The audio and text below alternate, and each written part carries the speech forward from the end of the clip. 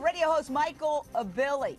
Now there's the so-called free speech argument and defense of his comments saying it's free speech and anybody who attacks him is against free speech. Sarah Palin said words to that effect. What do you make of this free speech argument?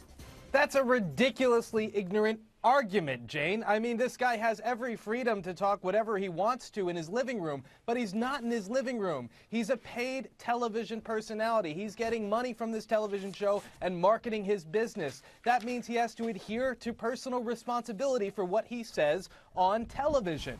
And part of that personal responsibility is not hiding behind so-called beliefs. Part of that responsibility is not to say things that fly in the face of fact and science and what every medical organization in the United States has said already. That's part of his responsibility, and he's not taking up that responsibility at all. Well, Wendy Murphy, former prosecutor, I think it's fine to talk about free speech, but what about the free speech of people who think that's offensive? They can have free speech to put pressure on a network like A&E too. Free speech goes both ways. It's a two-way street. That's right. Absolutely, and that's the remedy. That is the remedy. It's not ignorant to say people have free speech rights. That's actually constitutional. And, you know, I find the speech disgusting, but I really appreciate that we live in a country where he's going to get drowned out by people with and without weird beards who are going to make him sorry he said that, because guess what? Those 14 million people who watch are going to dwindle down and down and down.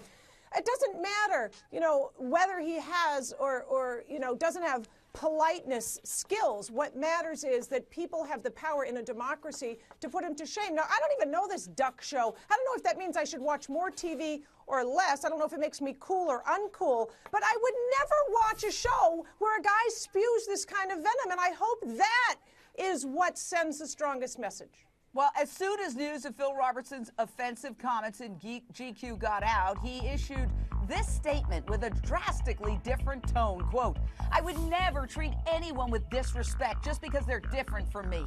We are all created by the Almighty, and like him, I love all of humanity," end quote. Okay, let's think about another big name in the news that said something that was offensive. Paula Deen suffered massive fallout after admitting she used the N-word. The Food Network dropped her. Many corporate partners backed away from the Paula Deen brand. So what should happen to Duck Dynasty?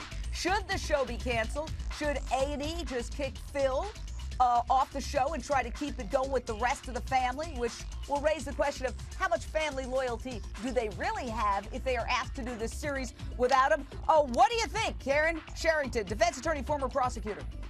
Yes, well, you know, A&E, they do have money to make, so we can't say that the show should absolutely be canceled, but I actually applaud A&E for taking a stand against these type of comments and this offensive issue and offensive comments against sensitive viewers. A&E has a duty to protect its viewers and to protect those that could be offended by these type of statements. So definitely A&E needs to take some type of action at this point in time, and I agree with what they've done so far. Okay, so you don't think it should be taken off the air no matter what he says? No matter what? Because let me tell you this. Oh, listen. Do you think it should be taken off the air, Michael Billy?